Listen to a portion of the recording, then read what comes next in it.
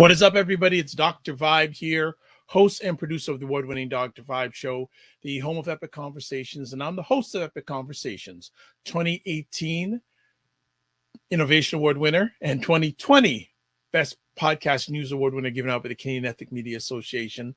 And also, I host the only live online conversation in the world for dads and fathers. It's sponsored by Dove Men Care and also Dad Central, Canada's national fatherhood organization. And through that collaboration, I've been able to reach out. I'm part of a team that's been able to reach out to over 100,000 fathers around the world this year. So as always, I like to say you're blessed, highly favored, a magnet for miracles, and a solution for someone's problem. Really looking forward to the conversation today because it's Black Canada Talking. And if you don't know what Black Canada Talking is all about, it's a live online conversation where we feature Blacks and Black Canadians that express their POVs and takes on stories that have importance to them. We also showcase Black Canadians that you need to know about. So we have another group of Black Canadians on today that you need to know about. So let's talk about them. We have some members of an organization called the Black Youth Empowerment Group. There are 6 members. They are all high school students who in winter of 2020 began renewing program content on bystander intervention from the Project Respect program. The focus of the group is to ensure that the information about bystander intervention is culturally relevant. The primary question they are answering is, how does the content resonate with the group's Black identities and experiences? So we have, I don't know how to refer to her because she's been on before, but she brought this group to my attention. She's with us today, and we have 2 members of the group on. So let's bring everybody on. All right, we've got Dr. Lisa, we've got Avi, and there should be one more person. And Samara, how are we all doing today? Okay, I can't say something. Can't hear anybody. Oh, sorry. Hi. Oh, there we go. I'm going, I can't hear anybody. Like they're waving. I don't hear any sound. What's going on? How's everybody doing today? Pretty good, thanks. Good. Excellent. Yes. So we're very happy to have everybody here today. I'm looking forward to another epic conversation from everybody. So, you know what we're going to do first? We'll get introductions. So I'm going to have Dr. Lisa introduce herself first. She has been on the Dr. Vibe Show, but it's been a while, but she's a second timer. So Dr. Lisa, please introduce yourself to the audience. Hi, everyone. I'm Dr. Lisa Gunderson. In our African Caribbean Black communities, I'm known as Dr. Lisa or Dr. G. I am one of the adults that is part of this amazing group called Black Youth Empowerment, and I'm so happy to be here with you all today. I'm a clinical psychologist by training, and I operate a racial equity group called One Love Consulting. And again, just an honor to be here with you, Dr. Vibe. Looking forward to a great conversation and coming on maybe a 3rd or 4th time. Oh, later. You will be. You will be. That's already a done deal. You're gonna be a reg. You're gonna be a reg. So no worries about that. Who is the wonderful person that's beside you? We'd love to hear from them. Who are they? What are they? My name is Avi Gunderson. My pronouns are she and him. I go to Mount Douglas Secondary High School. Relax. Take it easy. It's a conversation. It's not an interview. Relax. I'm grade 10, and I really love helping people. So that's why I joined Black Youth Empowerment. So yeah. Who did you get that helping gene from? Maybe my mom. All right. Before we just continue, I just want to do a land acknowledgement. This is something we always do before a meeting. We thank the Lekwungen and Songhees Nation for which territories we live and learn on. This was originally their land before Europeans took the land and stole it from them. So we think that they still let us live and learn on this land even after what happened to them. And so, yeah, they let us immigrate here, and they let us live on their land even after it has been stolen from them, from the Europeans. Thank you for the land acknowledgement. Thank you so much. We have another new friend on today, and Samara. Could you just introduce yourself to our audience, please? Hello, my name is Samara, and my pronouns are she, her. I am in grade 10, and I don't know, what else do you need to know about me? That's all right. That's good. That works. Samara. I want to make sure I get your name right. Samara. So look, it is an absolute pleasure to have all three of you on today to share about this wonderful organization. And I want to say, how did it start? Like, how did this happen? So I'll take that one. The way that this began actually was with Victoria Sexual Assault Center. They have a offshoot called Project Respect. And Project Respect goes to various schools where they talk to students about things like bystander intervention, where they talk about violence. It's basically kind of an anti-violence education program. They received a grant from the Public Health Agency of Canada. And so my colleague who is not here with me today, Nicola Watson, she and I we created a group called Girls and Femmes with Afro-Textured Hair. And we have it's a support group for ACB girls. And we have an offshoot of that called the Barbershop for Boys as well. And we were approached by VSAC, which Nicola also works at, to think about, after the murder of Mr. Floyd, how we would be able to really make sure that the curricula that they're giving to our students actually resonates with them. And has Black youth, the curricula wasn't really about us and our issues that happened and the ways that things that happened to us and our students in school, etc.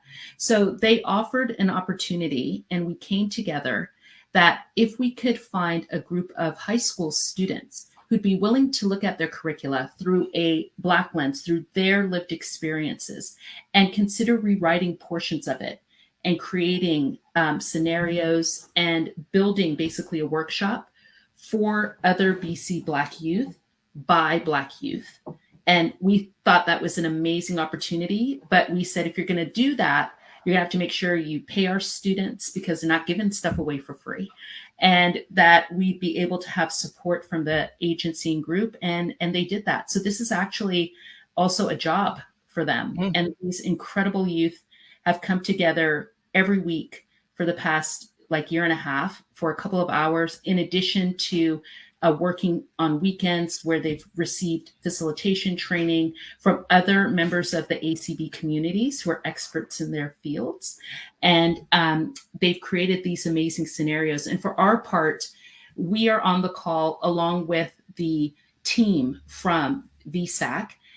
When we get together, we step away. So they're literally creating without us in there. And then we come back in to kind of help in any way that we can. And so they have piloted it over the summer, and they're going to be offering the workshop in the spring to students, as well as teachers. That's another portion that we're going to be looking at to share their experiences with that. And there's also a research component. UVic is doing some research around the great work they're doing, that hopefully this may be a model for other young voices and how we can empower them to empower others in this arena of intervention. So that's just a snippet. We can talk more about the details later. No problem. I'd like to get from the two young people, our two new young friends, when this opportunity first came to you, what was your first reaction? That was so good. Go ahead. You go first. You can go first.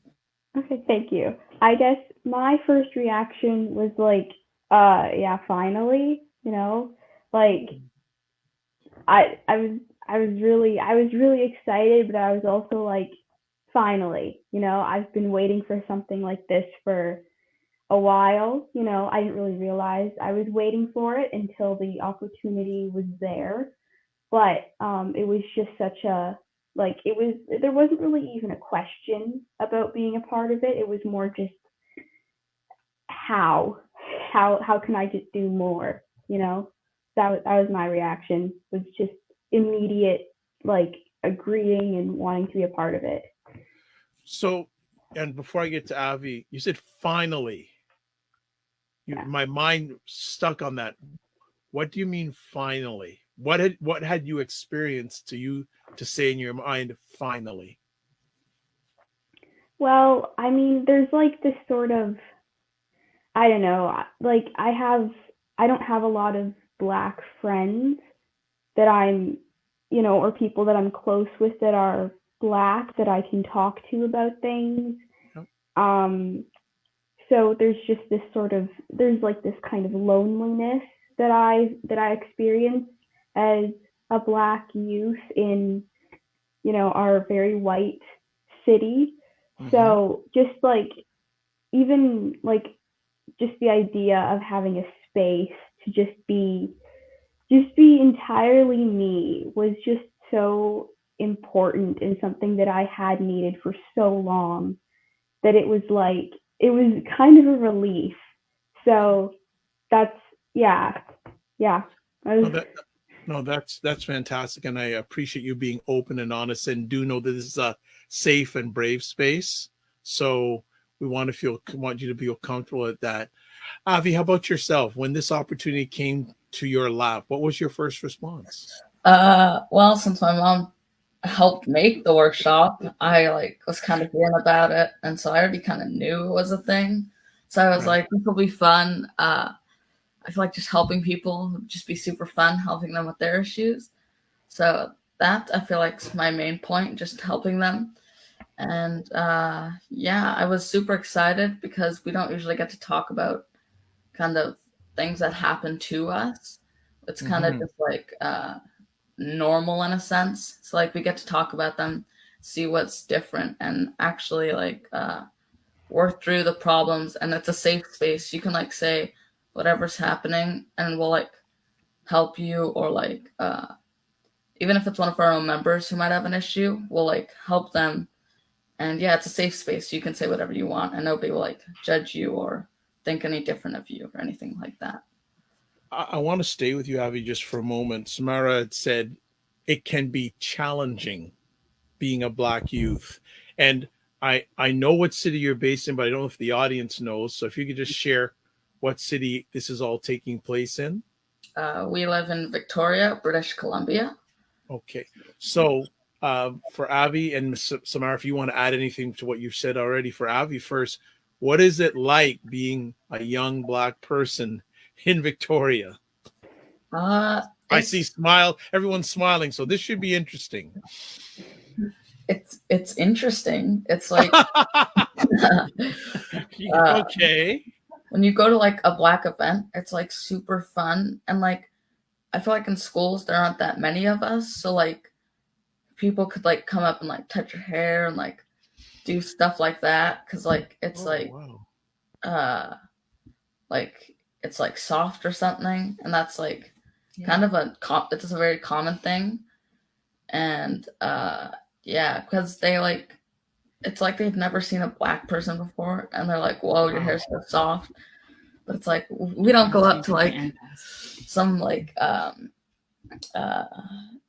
person and like touch their hair or anything. So it's very weird. And then they ask for the NPass, which is another thing. And yeah, so a lot of stuff, but yeah, there's a lot of stuff. Well, I appreciate your openness on that. Disappointing and frustrating, very much so, for me to hear this. Sarah, do you want to add anything to what you've said already in regards to your experiences as a young Black woman in Victoria? Oh, sure. Yeah. I mean, Victoria is a very weird city. There's like this sort of belief that there's nothing really wrong with it. But really, Victoria has a whole lot of issues, especially with race. There are like very strong Black communities in Victoria, which I appreciate. That is something, and I'm, a part of it. I'm in there. But Victoria can be very, like, it kind of catches you off guard if something like, I don't know, racist happens, because you're like, oh, I'm in quaint little Victoria, and then, something happens and you're like, oh, sometimes I forget, So, Wow. yeah. Wow. How do both of you overcome this kind of stuff? I have no idea. I guess, I don't know. I don't really know if I've really overcome anything. I've certainly survived a lot of things. Yeah, I guess just expressing how you feel and sharing experiences, just becoming stronger. But, I don't know about overcoming. Well, in my books, you're an overcomer because you're living it, you're speaking about it, and you're taking action against it. So for me, that's an overcomer. So I bless you for that. And that's fantastic. Really, very much. Avi, how about yourself? How do you overcome it? It's a tricky question. I think getting somebody who you trust to talk to is very helpful, because if it's like your teacher or something, you could talk to maybe your counselor or your friends. Mm-hmm. That's a very helpful source, because if for any reason, like, you don't want to talk to your parents, or like your parents are like kind of like abusive or something, you talk to a friend instead. And so just having resources like that to talk to, I feel like, are very helpful to talk to. So yeah, I think that's mainly what I wanted to add on. And okay, I'll lighten it up. I'll lighten it up for a little bit, because I know it's getting pretty. I don't know if you thought it would get so deep so quickly. So let's jump on the other side of the street. How did this organization start? So, like I said, we had started in 2020. We put out a call to different youth. We were really looking for a broad spectrum, because, as you know, the African Caribbean Black community is incredibly diverse, and our youth are too. The 6 youth, they come from different countries or different ethnic backgrounds within our ACB space, which is great. I know we'll have a picture later, but there's this wide kind of diversity within themselves. We also have different religious backgrounds that are represented amongst our youth as well. And so that is great. But we just kind of got together, put a word out, and got these wonderful responses back, and then just started meeting and creating. And yeah, there's a lot that goes with that. But yeah. I'm going to stick with you for just a second, Dr. Lisa. How many young people applied, and what was the process to nail it down to 6? That's a really good question. And I actually don't know the total amount of people that applied. That went through actually VSAC and Project Respect. Yeah. And I do know that the process for the youth, they were asked some particular questions. But really, it was just kind of finding out from them if this was something that resonated with them, the idea, because they have their lived experiences. And was we're a pilot, right? We're a pilot group, and bringing them all together to see how they would connect. And that, I think, was really, I guess what I want to say is, we did not have like a hole and then we're looking for people to put in. We were actually trying to collaborate together. Like, we brought them together and said, here's this idea. What do you all think? And they very much made this kind of their own. Even like our logo and all of that was created through them. The name, the design, one of our youth who's not here with us today actually created the design. They worked with each other. And it's probably best to talk to them, because we actually weren't in that room. We actually stepped out, and they really generated that. Okay, so they took a break. We got to bring them back in now. So two-part question for both of you. First of all, what was your response when you heard you were chosen of one of the 6? And what was the first meeting like with all of you? I guess I'll go first. I think my response is like, I've never done this before. It should be fun. And Okay. at the time, and still now, it's all virtual. So like, we never actually saw ourselves in person until probably like a year. Yeah, because of COVID. Like a year. So we only knew each other on Zoom. It was super fun, I found out, and I'm kind of avoiding the question. I already knew kind of that I was going to be a part of it. So it wasn't like really a shocker because, I mean, my mom basically helped make it.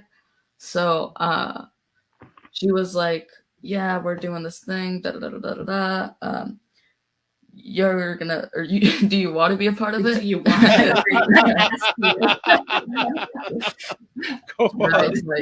And I was like, yeah, sure. It sounds fun. And then it basically just grew from there. So. We're actually hoping we can get funding for a couple more to add some more boys. That was the one thing. We don't have a balance there. Sure.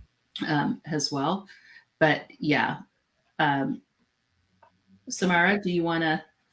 Yeah. When you heard some specific people as well. There's some people we specifically reached out to because we understood who they were and they were already in community with us in some way. Yeah. So Samara, when you found out, and what was the first meeting like? Well, when I found out, I guess it was kind of like how Avi felt. I was like, well, of course I got in. You know, if I didn't get in, I was going to have words with Dr. Lisa about it. You know? All right. So I was already committed. I'd cleared out my schedule. So. I love it. And I love that you have such focused, positive expectation. Yeah. You go in to win. I love it. And then what was the first meeting like? I think we were a little bit shy because it was over Zoom, and I thought I knew some of the people, but I also didn't quite know because we just kind of looked different. It was a little bit awkward, but I think by the end of it, we were pretty well friends, you know? Okay. So I want to stick with you a little bit on this. So when you found out the news, what did your family have to say? Well, my mom is very supportive of this. She was fully on board when we were signing up for it or entering it online. She was doing it, and I was like, "Oh, Mom, you know, we were in it together." Nice. Which is really lovely. And she was also like, "Yeah, Samara, you better get in there," you know. I love it. I'd like to say that the kids, the youth, they all come from different high schools as well throughout Victoria, which is nice because they represent, I think, a lot of different voices, but you can also see the similarities and commonalities that they're having across their secondary school experience. And so that's, I think, really interesting, right? That speaks to that kind of the systematic and systemic racism that they face no matter what school they're at or what grade that they happen to be in. I'm just going to add one thing. Go ahead. No, you got time. Add whatever you want. Go ahead. I just want to say that, like, in this, we're a community and we're not just work partners. So we're not like, this is the work, we're going to do this. Like, that's just what we're doing. For each group, for each meeting, we do what we did today, which is like a check-in. And when the spouses basically do leave, then it's just us. And it's just us. What was I going to say? No, I think you were saying the adults. Yeah. Oh, It's adults. just you. Adults, yeah. Spouses, I don't know. I don't think so. Adults. Adults. Before we even start our work, we ask, how was our day? How's school going? Just stuff like that. Just some grounding. So I think it's really cool that we're a community and we're not basically just like work. We actually like know each other and like get to know each other. So yeah. Okay, good. So I would like for our audience, what is the meaning of bystander intervention? What does that mean? Who wants it? Do you all want me to take it? Who wants to take it? Well, I can take it, and then you all can add to it if you want. Sure. Yeah, sure. So basically what we're talking about here is when you see somebody who is experiencing maybe some sort of violence, it could be racialized violence or sexualized violence. Maybe in common terms, you might see somebody being bullied, I'll put that in quotes, or, harassed in some fashion, and people are standing around watching it happen. What does it take to get somebody to intervene in that situation, to try to help that person or to stop what's going on? And so we call that bystander intervention. And in students' cases, that could be things that are happening in the classroom. It could be happening in a sports team. It could be happening, wherever they're just kind of hanging out. And so when it comes to the experiences of Black youth and racialized violence that they may be facing, whether it's, language or something physical, what can we do to empower people and support people to try to intervene in those situations? And it's complicated to intervene in those situations, especially if you're another student and there's teachers, or, you're with a group of friends, and how do you do that? And oftentimes we don't talk to people about how to do that. And so the idea is to help people with some, to recognize it, because you can't intervene if you don't know something's going on, right? And then give strategies about how you can deal with that. And then for the person who it's happening to as well, how they can take care of themselves and what can be done to help support them as well. So. Anything to add on, lady? Anything to add on? Abby, Samara, anything to add on? I think she hit. Well, it's pretty much that, like, that's bystander intervention. It's a bystander intervening. Okay, no problem. Have you had a chance to do workshops or presentations about bystander intervention to other individuals, organizations? And tell us what, if you have, what have they been about, and how successful have they been? We did, I guess, our presentation over the summer, I believe. Mm-hmm. And there were, I don't remember how many people were there who signed up for it, but there was a good number of people. And I think it was our first time doing it, so we might have all been a bit nervous, but I think it went pretty good. I think we got good reviews, if I remember what they were saying. And yeah, it was pretty much just a nice chance to just share what we had, the knowledge that we had gathered and sat with over a year, to just share it with other Black youth. So yeah, it went pretty well. Avi, your thoughts? Just to add, we only have given it to Black youth right now, just because we're planning to open it up in the future for non-Black youth. But just for right now, we want to kind of, in a sense, keep it simple. So, like, not having to explain why I can't use the N-word, like, people really touch your hair, like, this really happens, da, da, da. Like, we don't want to have to explain that. With the Black youth that we had, all of them understood what we were going through and what they were going through. So I think, so right now we are staying with just Black youth, but we are planning to open it up in the future eventually. And to follow up on that, the group that they had were Black youth from throughout BC. It's opened up. And one of the things that we're looking at right now is giving, in fact, I don't think they even know this because this just happened, but Okay. we're giving the opportunity out. We're going to open that up kind of nationwide, but prioritize BC youth. If the funding allows us, there's just a bit of tricky pieces in terms of who we can give this to, but we're trying to kind of move that a little bit because we've actually got a couple inquiries from other Black youth in other spaces. But in the evaluation, the Black youth who attended talked about how wonderful it was to be able to just sit with other Black youth, and the scenarios that they presented resonated with them. Like, oh yeah, that's happened to me. And they were able to, like Abby said, not have to explain. And so being able to also get some strategies and ideas was helpful as well. So like Samara said, it was the first one that they had given, and with they're doing their next one. I think it's the end of January. Wow. Will be the next presentation that they'll be giving.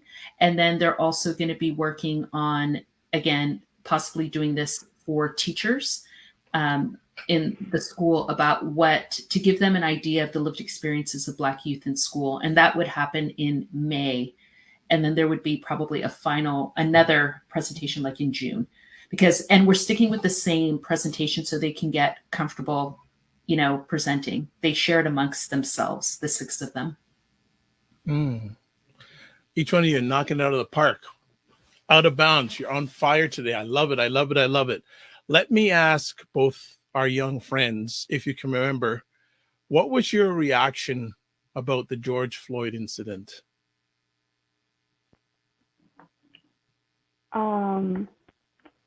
I guess for me, I don't really know. I mean, I know, but like,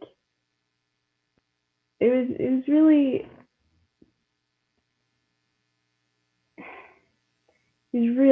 sad. Just, I wasn't necessarily shocked because I'm very aware of police brutality. So I wasn't unaware that these things were happening and could happen, but just the horrific way that Mr. Floyd died was really, really hard to hear about and have in the media all the time. Like, I remember, I think that was with like the Blackout Tuesday stuff on Instagram, I think, and it was really just like, it was really hard because I was getting a lot of messages from friends, and that was annoying because I was like, you guys are just realizing that I'm Black, like, okay, but it was really hard, I think, especially because it was, I think, during COVID and I was inside all the time. Yeah. Okay. So, Abby. I think because it was during the pandemic, it kind of added, in a sense, more stress to the current world situation. I was pretty shocked because I never really heard anything about this. It hasn't happened. I mean, it has, but we haven't had something like this big in a pretty big while. So when I heard about it, I was pretty shocked. It was kind of weird to me. Like, schools didn't really announce it as well as they could. I don't even think they really did like announce it at all. It was kind of just like the news, and most teachers didn't really talk about it. It was just like the next day. So yeah, going to the rally, I think, was really important, and having my friends there, I think, was very cool for the support. And yeah, I think police brutality should be stopped, and it kind of heightens the Black people who were scared of the police kind of just heightens that, which hopefully in the future we don't need to be scared of police, because in the end, most are here to help us. So yeah, we don't want to just cut off all our resources in that sense, if that made any sense. You're doing just fine. You're doing just fine. Everything's going good, going smooth. Could I add something? Oh, go ahead. Yes, please. Okay. Yes, please. Go ahead. All right. It just kind of, the George Floyd thing kind of reminded me of when I was younger, and there was another thing that happened.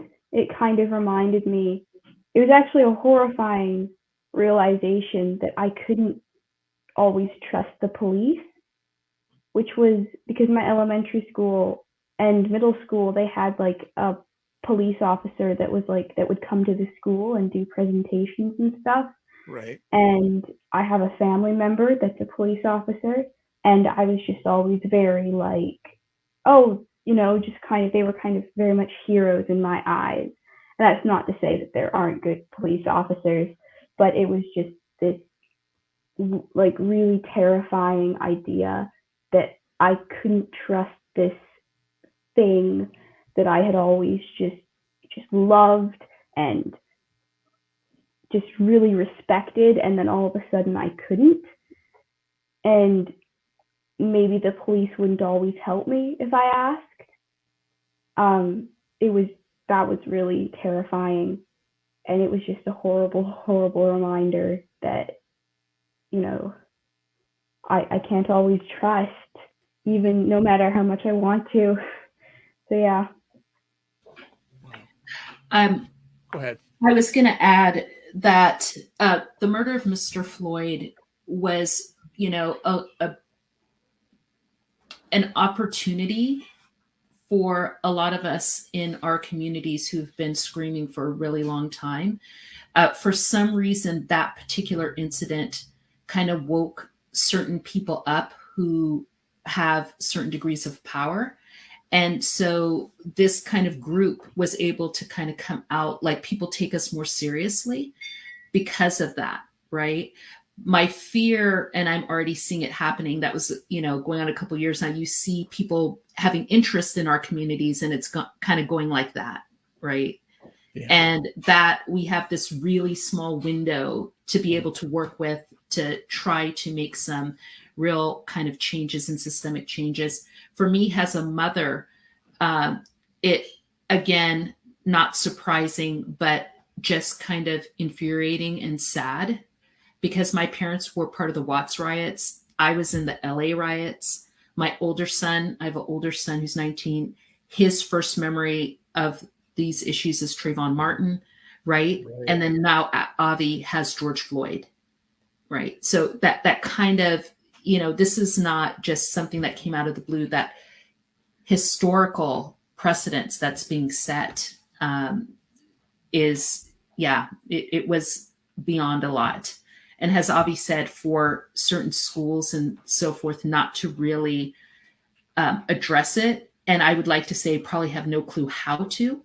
A lot of our Black students were just kind of left and, having to deal with a lot of people, even well-meaning people. And not realizing this is not an incident. This is like our family, yeah. Got it. Both are young friends. Do you get the opportunity to talk with people in your age group about race and racism? And if you do, what are those conversations like? Do you want to go first, or? Sure. Okay. I think this is kind of the first real group that I've been a part of. In schools, like, we don't have any actual group or anything made by the teachers, really resources. There's nothing specific towards us, towards like Asian Canadians, towards all sorts of other people. There's no actual like real grouping. And then it's kind of just like they bunch us up all together, and then they're like, what are your issues or something? And like we tell them an issue and they'd be all confused, like that happens. Like they're not trained as well as they should be. Like we need a specific person who's trained for us, for Asian Canadians, for First Nations, for all sorts of different groupings of people. Because having like one person who like barely knows anything about each thing is kind of not helpful. So yeah, this is my first real, I think, group. Samara? Yeah, I think I haven't had any structured conversations about race that haven't involved Dr. Lisa. So I guess outside of this, I guess we've talked about it sometimes in class. Well, we did once, and it was done very poorly, and it ended with me arguing with the teacher, which it usually does. Whoa, Samara, go! Yeah. Good stuff. Yeah.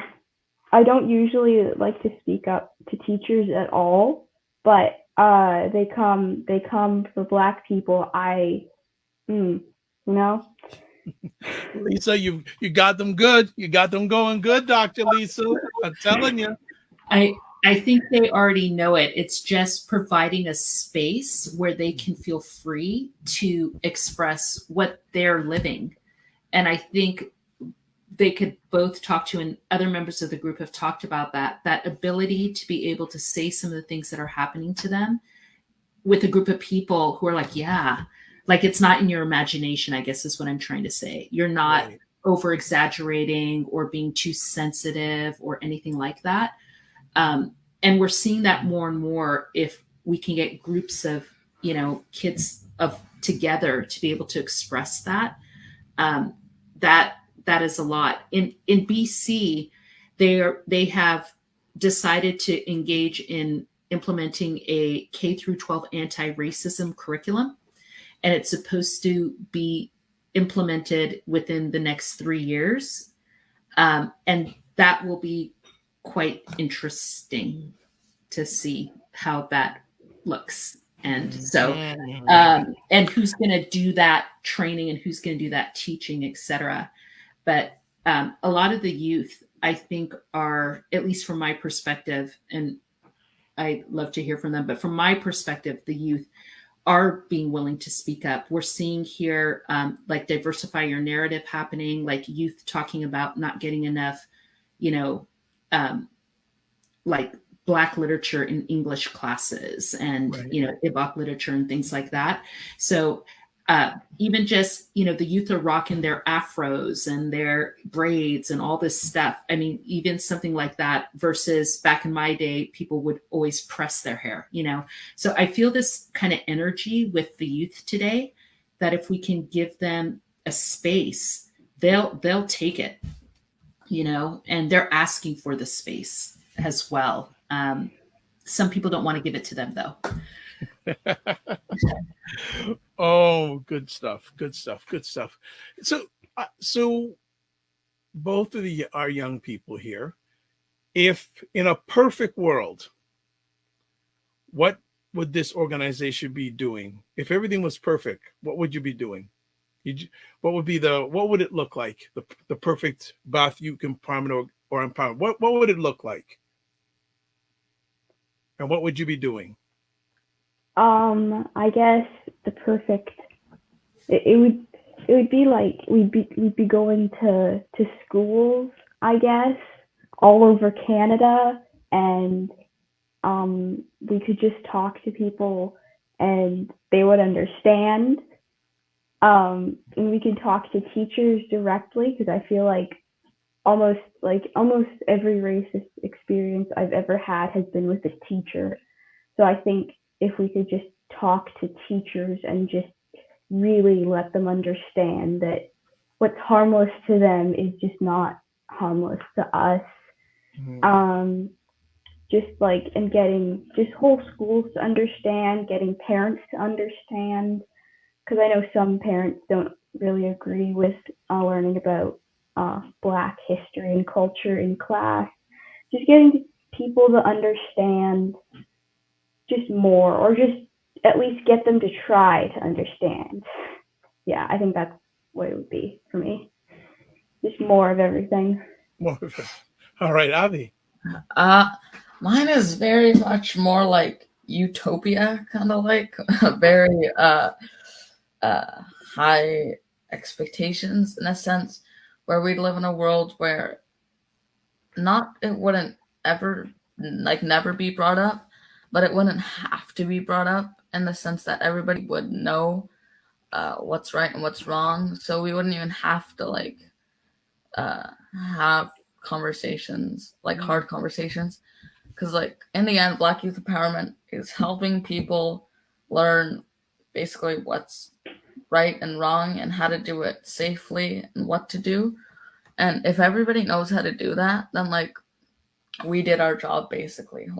If everybody knows it, then our job's done, because we've taught everybody and they know. So in a perfect world, we wouldn't even have to even be teaching people about this, because they'd already know. So yeah, that's what I think. In my perfect scenario, what I would hope is that this could be a model for other racial ethnic groups. I would love to see this with our other counterparts, where the youth have the input and the control. So many times youth in school are being talked to and not being asked, Right. and what they've been able to create. It's imagine if that was possible, that we actually listen to the people who we actually are trying to serve and who have the experience, and listen to their ideas and their solutions, and then being able to share that. It's incredible what they've been able to think about and come up with, and to know that their lived experiences are that important and that meaningful, and to be able to share that with other groups. And so those groups would be able to see how similar they are, but then also still capture those unique differences that make you proud to be a member of the African Caribbean Black community, right? Proud to be part of your Indigenous communities, and proud to be part of your different Asian groups and Latinx groups. There's so much to be proud of. Yeah, that would be amazing to see this that way. Excellent. Both the young people, are you balancing enjoying doing this and school at the same time? Yeah. How? What's the secret? There really isn't a secret. I'm just very exhausted at our meetings. I'm just I kind of sit there and I'm like, yeah, we get stuff done, but I think most of us are quite tired at the meeting, I'm gonna kind of expose us a bit, but in our group, most of the time on meetings, most of us are usually laying in bed because we've had such a long day. We're ready to take a nap. So yeah. But you get stuff done. You get Yeah, stuff we do. done, Yeah. right? Yeah, Don't get good, get done, right? Yeah. Yeah, at our meeting times, it's like 4:30 to 5-ish or something. I'll always be eating. Just during that whole 2 hours or whatever it is, I'll just be eating food and just yeah. It's after school snack time. Yeah, it's my snack, and then I'll have dinner at the end of the meeting. So nice. And they work really well. But I'm glad you asked that question, because they are well-rounded youth. Some of them are involved in different activities. They're involved in sport as well as this. And so that's really also inspiring in that way, that they sometimes give up a Saturday to go, do a 4-hour training of some sort, And they have had the opportunity a couple times to meet each other. And we're hoping that with COVID, but those have always been amazing. Kind of like the picture you have, that was a photo shoot they were able to do, but to be able to come together is really nice. And we have a couple of our youth as well who graduate, right? So we have one person who's graduated and in university now, but because of COVID, they're still able to interact with the group because we're still online. So I guess that's one positive piece of that. But the idea is that they will be also moving up and we'll be bringing in more youth, kind of ends up being a staggered because they're in different grades. So as they exit, other youth will be coming behind them as well. Nice. Before we were just going to start winding it down, but definitely want to find out the significance of the logo. So if our producer could put the logo up on the screen and someone chime in about the significance of the logo, we'd appreciate that. So Mr. Producer, if you can put the logo up, we will get go ahead. Oh, no. Sorry. I was just gonna talk to Samara. Just if you think I'm wrong, or you just basically say what you think it is, and I'll say what I think it is, and we'll see if it matches up. So okay, all right, let's go. So I was gonna do that anyway. Yeah. Okay. And well, let's put the logo talk up. a little bit about who created the logo. You all could speak to that as well. Jade, a member of our group, made the logo. She actually drew it out, and we all really liked it, and so that's how it became a logo. And she couldn't make it today, but she would have explained everything in the right detail. So that's why it seems like we might be kind of off a little bit, but I think we know most of them for the most part. So yeah. So I guess. Oh, I think they actually have the logo. Yes, we do have the logo. Yeah, so I think they'll put it up. Oh, yeah, we can actually put it up on the screen. And there, that's even better than putting it up on screen. There you go.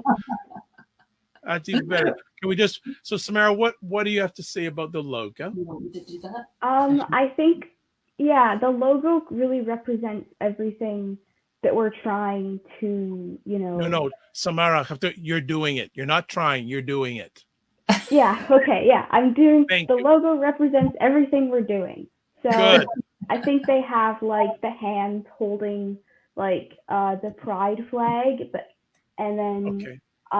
Yeah. So you know what, Dr. Lisa, you can sit back down. I'll have the producer put it up. I'll put the producer. Okay, that'd be great. That'll be great. And Avi's got the rest of it as well. Yeah. So producer, if you can put the logo up, and Samara, you can continue. So continue. Go ahead. Yeah, so there's the hands holding the pride flag, and then there's the white hand and the black hand shaking hands, because we are all about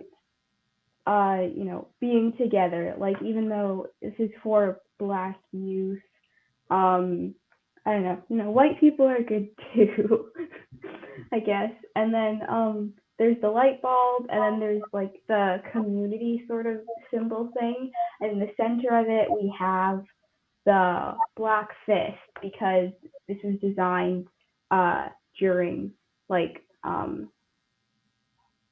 a year and a half ago, maybe a year ago, right, when that fist was just kind of everywhere, I guess. And it's kind of the center of everything, and then the four different elements just kind of are around it, and there's like the infinity, because it just looks really cool. Yeah. And also I was supposed to wear the hoodie today, and I'm really sorry. I just realized I'm wearing full holiday getup. So I have like my suspenders and sweater, and I'm like, sorry about that. I forgot. No, look, we had the logo up, so you did fine. I just wanted to ask. Yes, go ahead. Could you put the logo back up just for a quick second? Sure, there we go. I'm just gonna add just some stuff just to what you're talking about. I think the two hands shaking each other also means friendship. Oh, So yeah. that one means, and then the light bulb means ideas. So you're always open to share ideas. And the one with the all three people, I believe, means unity. So like, Okay. yeah, that's all I wanted to add. Nothing. Hey, no problem. That's just a couple quick. You don't have to put the symbol back up again, but the heart also is representative of the intersections. So recognizing that we as a people have many different types of identities, and so that there is, love and welcoming safe space for all the different types of people that we are. Yeah. And then, of course, Black power in the middle. Wonderful. Well, what is next for the organization? So I'll tell you. I'll tell you technically what's next, and then they can fill in. So technically, what's next is like I said, end of January, February, they will be hosting another training workshop for participants, and that will be open. Right now, it's open to BC Youth. And so they have an Instagram page. If people want to connect with them on Instagram, they can see when the actual workshops they're free. We should have said that. The workshops are free to the youth. People just have to sign up, and they're limited to like maybe 10, 12 people at a time to be able to keep the kind of conversation that happens in a nice, real way. And right now on Zoom. So anybody can participate from across the space. And then we'll be, again, looking at participating in a teacher's professional development. That will be actually probably early May. And then another workshop will be out there in June. And hopefully that one will be available to any secondary youth that would be interested in connecting with the group. But you can follow them on Instagram, which the youth also are in charge of. And I just put up the Instagram ID with my producer, so if he can put, there we go. There is it's Instagram. Yeah. And I don't know if it's possible. We just want to make sure we honor all the youth in our group that aren't here today. We have one out of the country, actually, somebody studying for finals, somebody who's at work. But we do have a photograph of the whole team, as well as the adults as well. I don't know if that's. I don't know if we're able to put that up quickly, but it's on our line as well. And you can also go to Victoria Sexual Assault Center under Project Respect online on the website. And you can hear and learn more about BY if you're interested in talking to us about that as well. That's available. All right. And I'm going to see if I can go. What's the name of that? Victoria? Victoria Sexual Assault Center. And it's under Project Respect. Respect. We're going to get that up. So if the producer can put up that link right now, Victoria Sexual Assault Center, show it to our audience. That would be great.